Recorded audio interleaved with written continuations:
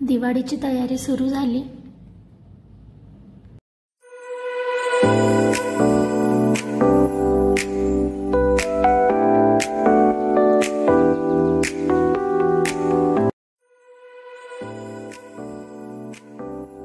Hello, कसे आहात? अपेक्षा करते खूप छान आणि मजेत असाल।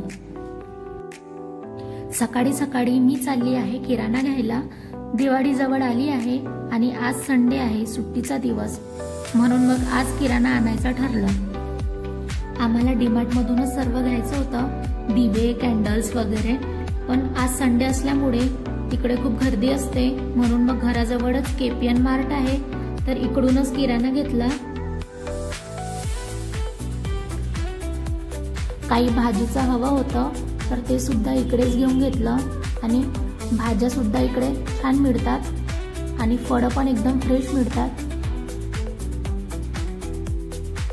म्हणून मग फळं सुद्धा इथेच घेतली आणि ते पूर्ण करून घरी आलो। घरी आलो आणि खूप भूक लागली होती। बाहेर डोसा वगैरे खाणार होतो, 2 ठिकाणी गेलो, पण 12 वाजल्यामुळे नाश्ता बंद झाला होता। तसंच घरी आलो आणि स्वयंपाकाला लागले लगेच। आज राजम्याची भाजी बनवायची होती, छान मसाला होऊ दिला आणि राजमा घातला यामध्ये, भाजी होत होती। भात सुद्धा एका साईडला तयार झालेला होता। माझ्यासाठी नाचणीची भाकर बनवली मी आणि इकडे भाजी सुद्धा तयार झालेली होती। मस्त गरमागरम असं जेवण केलं। दुपारी थोडा आराम केल्यानंतर चकल्या बनवायला घेतल्या। एकदम इन्स्टंट चकल्या आहेत, फुटाण्याच्या डाळीपासून बनवल्या। 1 वाटी डाळवं मिक्सरला बारीक करून घेतलं। चाळताना जे काही खाली राहते ते परत मिक्सरला फिरवू शकता किंवा फेकून सुद्धा देऊ शकता। त्यानंतर 3 वाटी तांदळाचं पीठ घ्यायचं, अर्धी वाटी तेल चांगलं कडकडीत गरम करून घ्यायचं। माझं विकतचं तांदळाचं पीठ आहे, तुम्ही घरी सुद्धा तयार करू शकता। चवीनुसार मीठ, 2 चमचे तिखट, अर्धा चमचा हळद, 1 चमचा धनेपूड, 1 चमचा जिरेपूड, 1 चमचा ओवा, 2 चमचे तीळ, सर्व मिक्स करून घ्यायचं।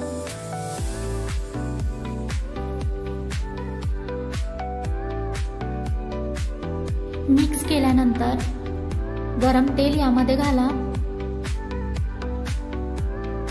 एकच मेजरमेंट ठेवलेले आहे, 1 वाटी डाळ व 3 वाटी तांदळाचं पीठ, अर्धी वाटी तेल। सुरुवातीला तेल गरम असल्यामुळे चमच्याने मिक्स करा। हे बघा, अशी मूठ तयार झाली पाहिजे। थोडं थोडं पाणी घालून पीठ मळून घ्या। पीठ जास्त पातळ किंवा जास्त घट्ट असं मळायचं नाही, थोडं थोडं पाणी घालूनच पीठ मळायचं आहे। पीठ मळून झाल्यानंतर साधारण 20 मिनिट झाकून ठेवायचं, त्यानंतरच चकल्या बनवायला घ्यायच्या। 20 मिनिट झाल्यानंतरच मी चकल्या बनवायला घेतल्या। अशा प्रकारे रोल करून साच्यामध्ये घालायचं, तुकडे तुकडे करून घालायचं नाही, जर तुकडे तुकडे करून घातलं तर चकल्या तुटू शकतात, म्हणून असं रोल करूनच घाला।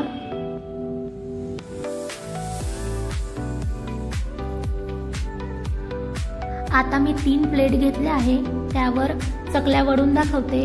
सहज वळल्या जातात, तुम्ही बघू शकता। चकली तेलात टाकताना झाऱ्यावर चकली घ्यायची आणि तेलात सोडायची। तेल चांगलं गरम झालं पाहिजे। चकली टाकताना तेल गरम पाहिजे आणि टाकल्यानंतर लो टू मीडियम फ्लेमवर चकली तळून घ्या। तळताना व्हिडिओ घ्यायचाच राहून गेला, मी व्हिडिओ ऑन करायचं विसरून गेले होते, म्हणून मस्त अशा चकल्या तयार झाल्या। रात्रीच्या जेवणात व्हेज पुलाव बनवला, त्यासाठी फुलगोबी, मटर, बटाटा, गाजर, टोमॅटो, कांदा, कढीपत्ता घेतला।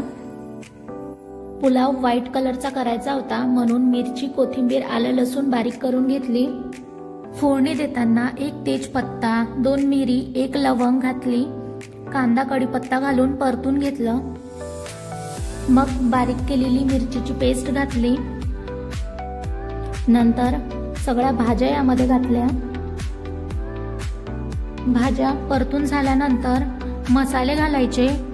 मसाले घालताना तिखट आणि हळद घालायची नाही, बाकी सर्व मसाले घालू शकता। मी यामध्ये धनेपूड, काळा मसाला आणि व्हेज बिर्याणी मसाला घातला।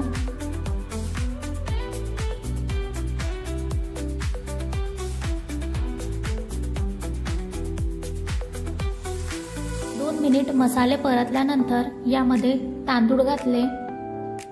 तांदूळ मी बासमती राईस वापरलेला आहे, तुम्ही कुठला पण वापरू शकता। 2-3 मिनिट राईस तेलात शिजू दिल्यानंतर चवीनुसार मीठ आणि किंचित अशी कसुरी मेथी घातली आणि गरम पाणी घातलं यामध्ये आणि कुकर लावून 2 शिट्या काढून घेतल्या आणि मस्त असा राईस तयार झाला। तुम्ही बघू शकता व्हेज पुलाव किती सुंदर दिसतोय। यामध्ये मी जास्त खडे मसाले वापरले नाही, कारण व्हेज बिर्याणी मसाल्यामध्ये असतात, म्हणून तरी सुद्धा राईस मस्त असा तयार झालेला आहे। आणि आज मी वाचलं, पुंडाव्याच्या आरोपाखाली आदिलशाही सरदार अंबर खान फलटणवर अचानक चालून आला। प्रतिकार करीत असता मुदजीराव पडले। बजाजीला कैद करून विजापुरी नेले गेले। काही दिवस गेले आणि हा धक्का सहन करीत असतानाच पुण्याला दुसरी बातमी येऊन धडकली। बजाजींना बळजबरीने मुसलमान केले। ज्याची बहीण शहाजी सारख्या सरदाराच्या मुलाला केली, तो सरदार बाटविण्याचा आनंद बादशाहला झाला। त्या आनंदात बादशाहने आपली मुलगी बजाजीला दिली। राजे महालात गेले तेव्हा सईबाई झोपल्या होत्या। मासाहेब शेजारी बसल्या होत्या। मासाहेब डोळे टिपीत महालाबाहेर गेल्या। राजे पलंगाजवळ गेले। सईबाई राजांकडे पाहत होत्या। उठण्याचे भान त्यांना नव्हते। चेहरा व्याकुळ झाला होता, पोट थरथरत होते। बघता बघता सईबाईंचे डोळे डबडबले आणि सईबाईंनी मान वळविली। हुदका फुटला। राजे पलंगावर बसले। सईबाईंच्या पाठीवरून हात फिरवीत होते। हुदका वाढत होता। जरा वेळ गेला। राजांनी हळुवारपणे हाक मारली, सई जरा ऐकशील? कष्टाने सईबाईंनी डोळे टिपले। राजांनी सईबाईंचा चेहरा आपल्याकडे वळविला। राजांचा आवाज घोगरा बनला, इतके वाचून दिवस संपविते, बोला जय शिवराय। व्हिडिओ आवडला असेल तर लाईक, शेअर, सबस्क्राईब करा। पुन्हा भेटू नवीन व्लॉगमध्ये। तोपर्यंत काळजी घ्या, आनंदी राहा, बाय।